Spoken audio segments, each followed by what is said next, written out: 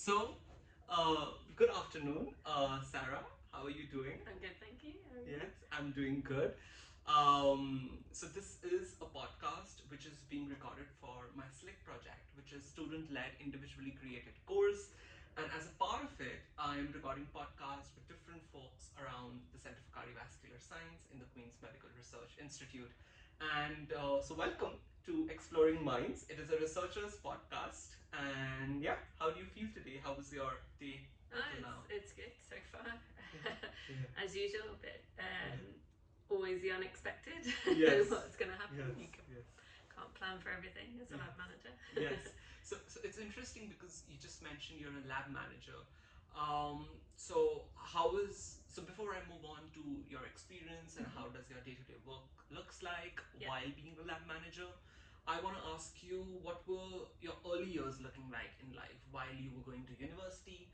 What did you study and which university did you go to? It's a running joke in my family that I came up to the University of Edinburgh and I have never left the University of Edinburgh.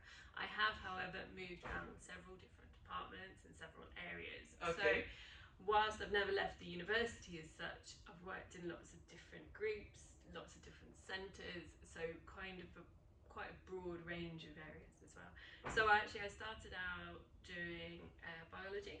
Okay. And then I got to the fourth year and I was like, well, what do I want? What do I enjoy about biology? And I really like the neuroscience kind of style of things. Okay. So why do the chemicals that make us up make us act in certain ways is kind of my interest. Why do we all have the same essential core basic things, but you might love to go for a run, whereas I might like to read a book, Yeah. What de-stresses someone? What activate someone? So yeah, I chose neuroscience as my honours, and then I ended up doing a PhD in neuroscience, which was looking at maternal behaviour in rats and understanding how oxytocin and vasopressin.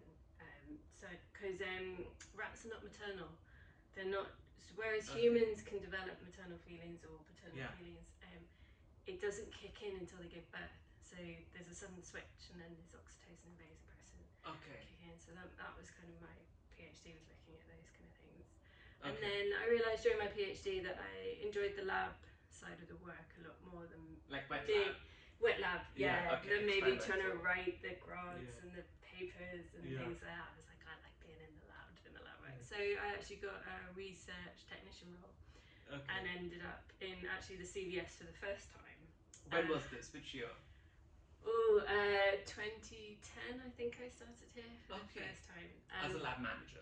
No, just as a technician. As a technician. And that was actually, it was kind of a cross-centred job, because it was actually for a centre called Cognitive Aging and Cognitive Epidemiology. Difficult word. And that, which is now in the Usher building. Is that the same centre, Centre for Global Health and Epidemiology? It might have morphed into that. Yeah, I think it might have started off.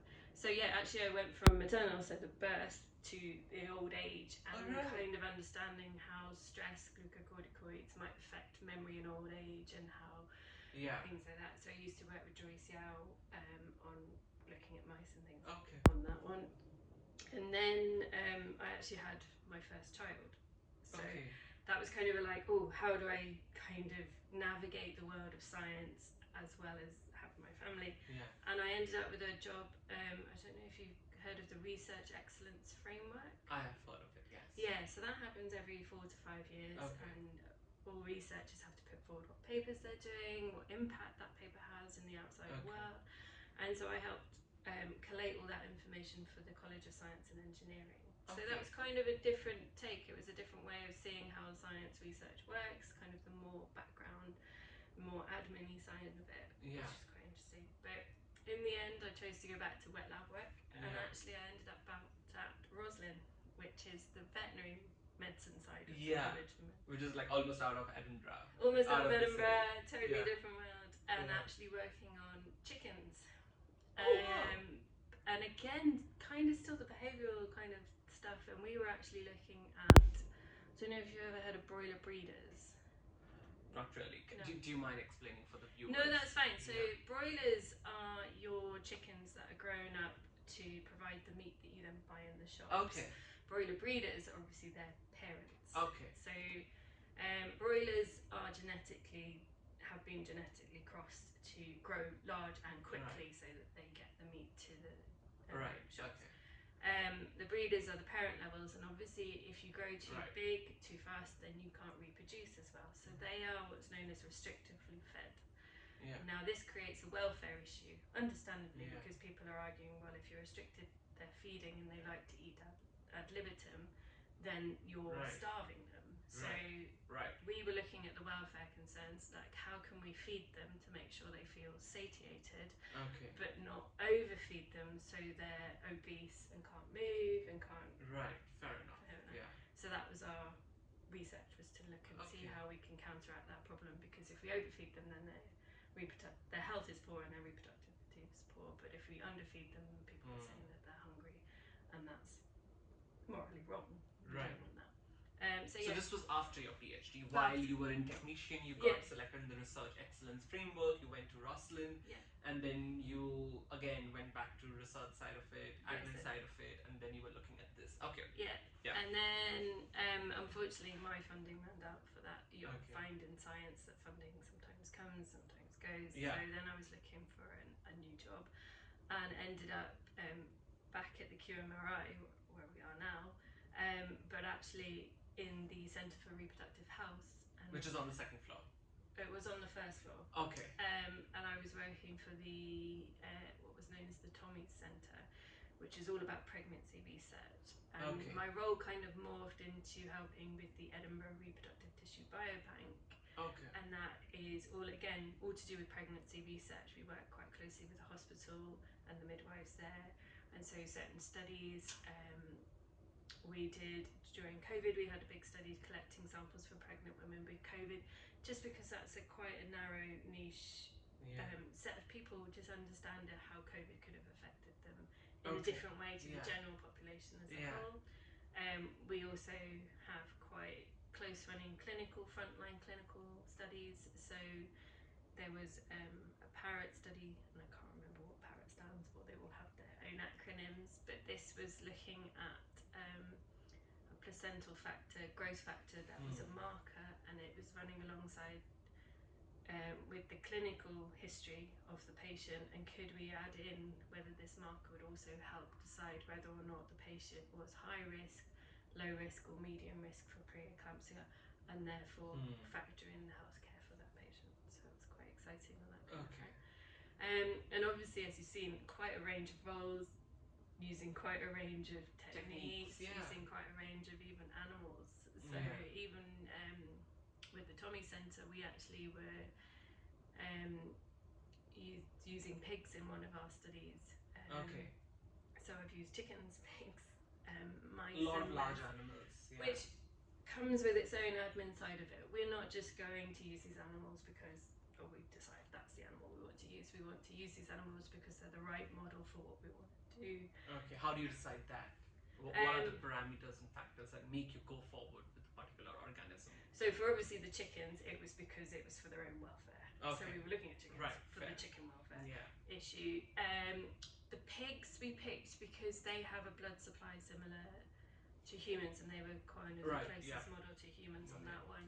So what we were trying to do is, when you're giving birth, quite often sometimes the baby can get stuck, and the technique at the moment is they try and draw blood from the scalp of the baby, try and get it to a machine to read it, and then make sure that the baby is having enough oxygen in their blood. So that all has to happen very quickly, but quite often this is when the baby has not been born. It's still in the womb. It's during the birthing process. During the process. So to make sure that the baby is still getting oxygen, they're trying to take a blood sample from the baby's scalp, and then they check that. But obviously the time to get the blood sample from the baby's scalp to the machine, quite often it clots, so they don't get the information. So then the doctor has this decision: do we go for a C-section? Do we go for an emergency C-section, or do we continue with what we're doing?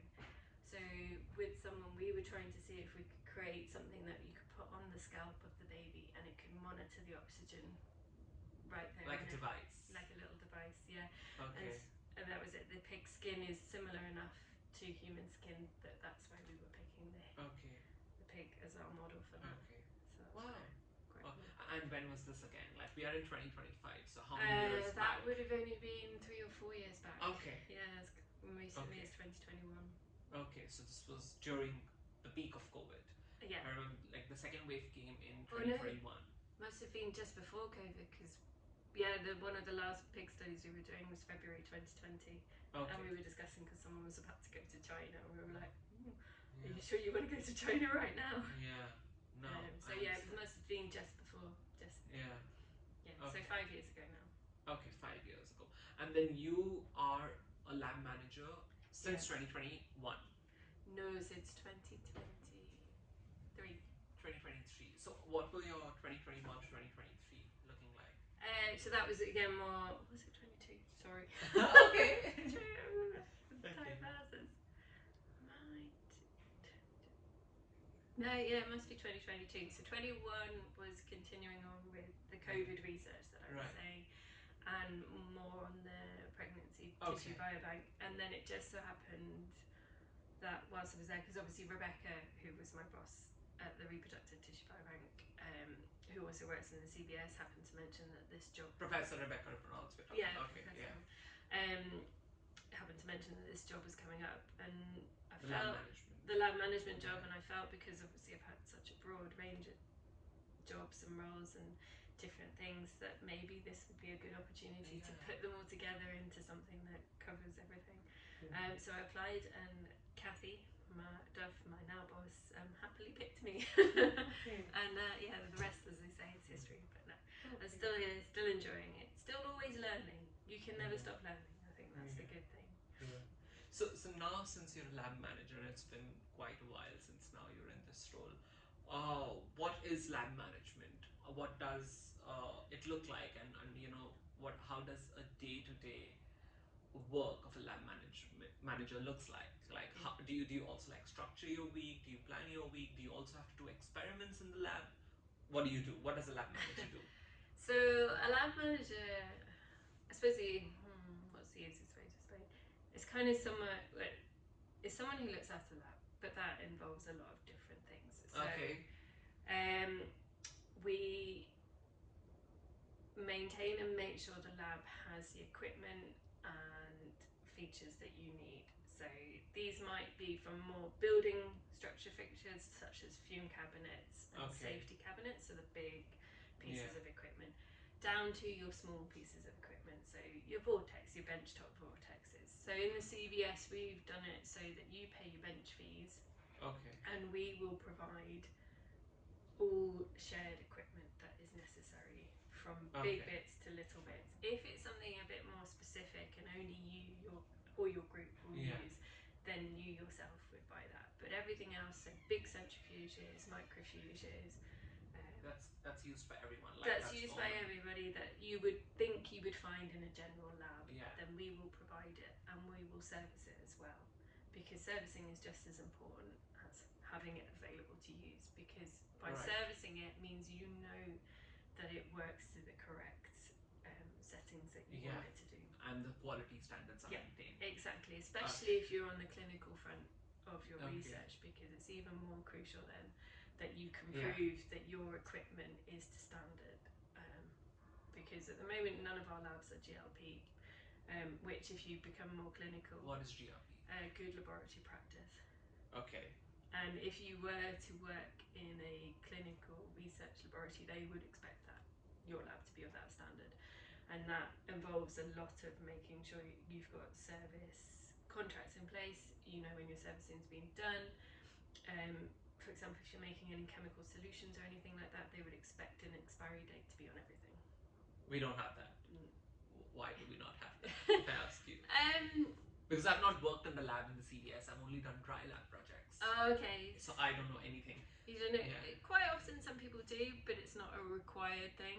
So quite often PBS can last a while, but if you were working in a clinical research lab, they would expect it to have all the things in place. Okay. It's good practice to it's have good practice. No, but definitely. it's not a required practice. It's the difference. So you also spoke about that. You maintain the quality standards of all the equipment in the lab. But then we are so big of a department. We are based in this building, but we are also based in other buildings. Some groups sit in different buildings as well. My question would be, how do they work and how do they maintain their quality standards? Is the CVS lab management responsible for them, or it's their respective buildings lab management? Their respective buildings. So IRR equally have a similar setup to us. They have Okay. lab managers. Okay. They've got Shona Johnston and Beth Henderson. Okay. So Beth Henderson's more the health and safety things. Okay. Shona is probably, she's the overarching, she's essentially the Cathy Duff equivalent. Okay. But below her will be people like myself and Karen, Okay. who will make sure the servicing contracts are And in everything place, is in and place. everything is in place. And again, they will provide the general lab equipment and make sure it's serviced. And we also try and provide general consumables, so you don't have to go, oh my god, I need to do an ELISA, a one-off ELISA, and you're running around trying to find a 96 well plate, or you go, well, I have to buy. But quite often they come in pack sizes of 100, and if you're just wanting to do one trial of an ELISA, Yeah. that's quite frustrating. And unless you know someone in the lab who's going to do that, Yeah. then you have to go and ask and beg, borrow, and things like that. Whereas we'll have them on the shelf because they're a pretty standard bit of kit, Okay. and you'll use lots of other things, tips, gloves, Right. so Like- stripettes. Yeah. So it's not like Yeah. you're being done out of So consumables. yeah. So the pipettes, gloves, like, and individual labs do not have to worry Nope. for buying. It's the lab management Yeah. who takes care Yeah, of and all lab of that. support helpers. Okay. Yeah. So another question would be, how do you segregate internally as to which labs and which groups to support? Do you have like an internal system, or it's just CVS in general and all of the CVS labs? So we do designate each other areas. So I've got the west area, Karen has the centre, and then we used to have a lab manager, Neil, who was the east. Yeah. But now we're kind of a bit spread over the building, and the east is now down on level 1, and obviously we lost Neil recently. So yes, Karen still mainly looks after the centre, I still mainly look after Right. the west, but we kind of share the rest. But also if Karen's on holiday, Right. then people in the centre can come to me, or if I'm on holiday, then Right. people can come to Karen or Cathy Right. and ask anyone. We're not only stuck in our little areas, we're willing to help everybody Yeah. and anyone. Well, that's good to know. And we have our own specific designated, I suppose, special interests, I suppose would be the phrase. So mine is the health and safety side of things. Right. HNS. I remember when I was As coming you on board, probably are aware. you supported me Yeah. so well. I remember And that. then Yep. Karen would be ordering, so if you have any ordering questions about lab ordering or anything like that, then Karen is your guru to go to for that. And Neil was setting bits of equipment or sending parcels, which is what I'm now training myself up on, so that I can help advise people if they're having to send samples abroad on what they might need, or what paperwork they might need, and what stickers they might need, and everything like that. So well, that sounds like a lot of things to consider before you do anything. Yeah. Okay. Another question that I also want to ask you is that this is the overall function of lab management and lab managers, right? But when you come in the morning, what's the first thing that you have to do? Is like a routine that you follow throughout the week or throughout the day? Generally, I'll come in, probably make myself a cup of coffee, and have a check and see if there's anything that's, someone might have emailed. So sometimes I might walk in the door and I've met the cleaner on very odd occasions, I will hesitate to say, that, oh my god, there's been a roof leak, and I'm like, okay, right. So everything gets put down and you run off and find that. But if it's a more general morning, I'll normally come in, make a cup of coffee. We have different inboxes depending on, so I have a personal inbox, we have the general lab management inbox. I have one, like you said, for the onboarding, so for people who want lab access. So I'll just have a look through them, make sure there's nothing outstanding, or if there's a few emails, then I'll focus in. It might be that more morning I'll pick lab access and I'll just focus in and make sure everybody who's trying to start off in the lab, that I'm getting them through what they need to be doing and what they need help with. Definitely. But lab management is probably the one I'll go to first in case there's anything big, like, oh, this bit of equipment doesn't work, because then we can start to get the engineer to come in to check it, or we can go and sort out if there's been a leak or anything big like that. So yeah, the first thing is to check, has there been anything big? Is there anything that needs to be dealt with straight away? If not, then you kind of settle into what are the more And then we'll have longer term projects. So we've got a longer term project of moving chemicals all into a database so everybody can find out where the risk assessments are for them. An asset register, the uni is asking us to find. What's an asset register? An asset register is where the big bits of equipment are going. So just for CVS or QMRI or Bioquarter at large? Bioquarter at large probably, or university at large. Okay. So anything over £10,000 is what's deemed an asset to the university. Okay. And they want to know where they are and then if they're available, they should all be available to be shared across the people, university. so that you should be able to go, I need to use a fluorescent microscope that could do this, and then you could go to the asset register, or your local lab manager could go to the asset register and say, oh, there's one there in IGC maybe, yeah, or exactly. Roslyn, and then we can just go there. Okay, that's actually very helpful for people who are actively doing wet lab research. Yeah. No, that's actually helpful. I have another question, and that would be, it's been such nice and long time for you to work in different labs. Now you're a lab manager.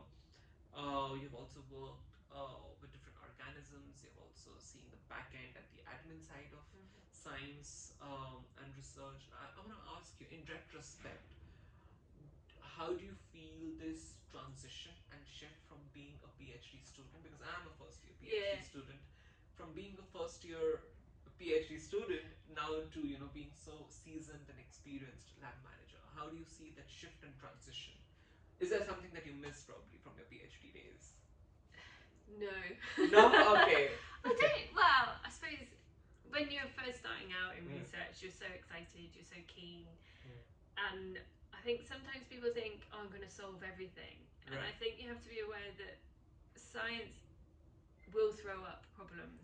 Yeah. That is the nature of science. Yeah. That's why we're in science, really, is to try and solve a problem or ask a question and try and find an answer. And actually, if everybody could find that answer straight away, then there wouldn't be the research that we have now. So I think you have to realise that if you get it right the first time, or something works the first time, then actually it's not as good as if it doesn't. And that seems a really weird way to put it, but actually you learn more by when it doesn't work. And how can I troubleshoot this? Why is this technique not doing what I want it to do? What do I need to go through step by step wise? Or do I need to change how long I incubate something for? Do I need to change the solutions I'm putting in? Do I need to what do I need to change here that might help fix this technique? And actually, if it works, or if it always works for you, that's great. But what happens the time it doesn't work? Do you know, and do you have the skills? And I think, when you're first in your PhD, you're like, oh, I want it to work all the time. But actually, it not working all the time will help you learn more. No, definitely. I think PhD and research in general is a constant quest for knowledge and curiosity, and it's a very curiosity-driven, motivation-driven field of work. And there will be failures, and things might not work at the first time, or the second time, or even the third and fourth time. But I think that's what research is. With every failure, you do learn something new to not do it the next time. And the next time you might learn something else. So I think that's very well said. I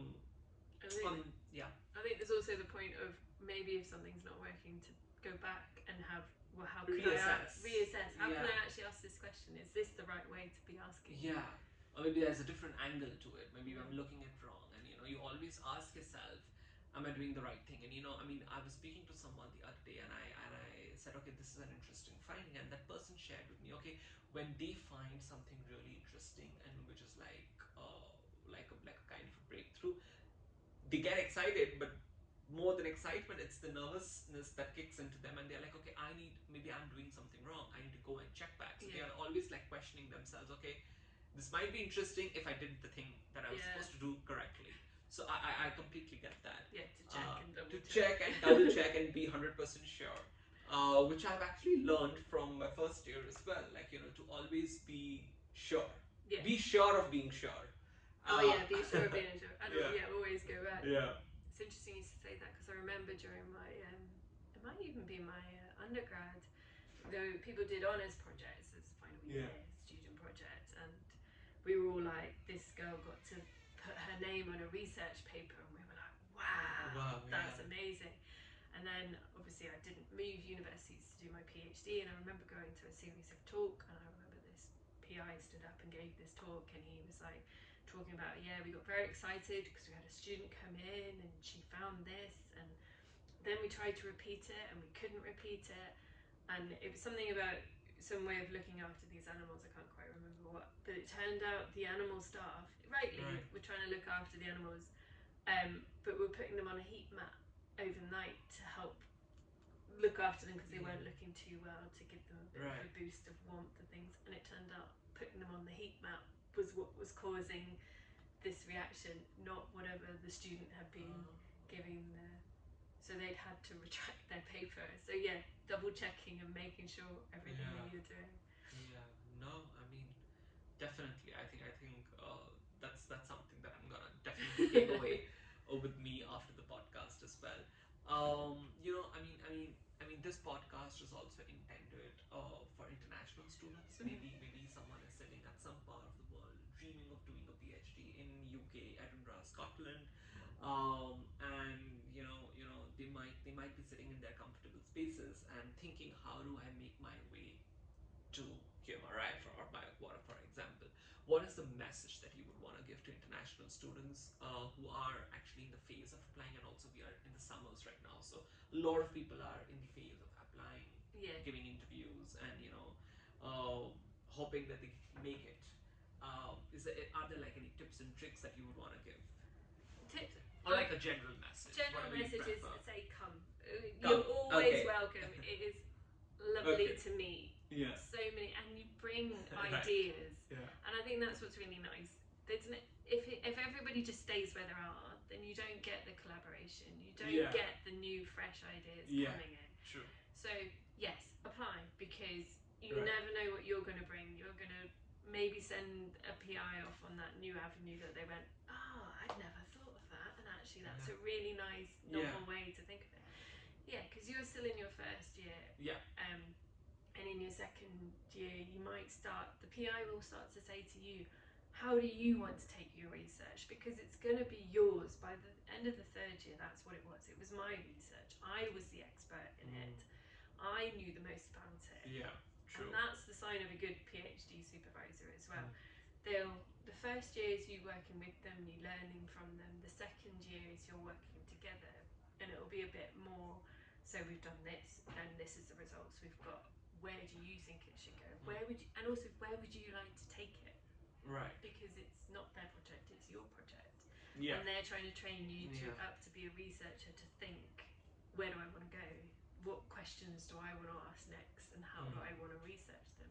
That's the skill set they should be giving you. So that's the exciting bit about your PhD, is you can take it anywhere you want. So coming here to work with someone who can give you that is really exciting. Yeah, and I feel Edinburgh, because in my experience, I think Edinburgh is so good when we talk about diversity of science. There are so many types of research that's going on. There are so many verticals. You name it, and the university has it, and then the city has it. So I think it's a very exciting place to spend your PhD years. Yeah, and they have collaborations everywhere as well. I mean, you say you're from India. Right. The final year of my research, when I was out at Roslin, they had a collaboration with a group in India, and I spent 2 weeks in Hyderabad dissecting chickens, which was great to see, like a different lab. And I think that's the great thing. You might be coming here, but you can also take people back to your country, and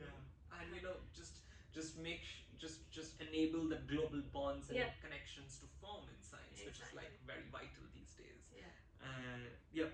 But this has been lovely. This has been such a nice conversation, a very intriguing and a very insightful conversation. Thank you so much, Sarah, and thank you so much for taking your time out this afternoon and coming and helping me record this podcast for my project. And that brings us to the end of the project and the episode. Thank you. Thank you.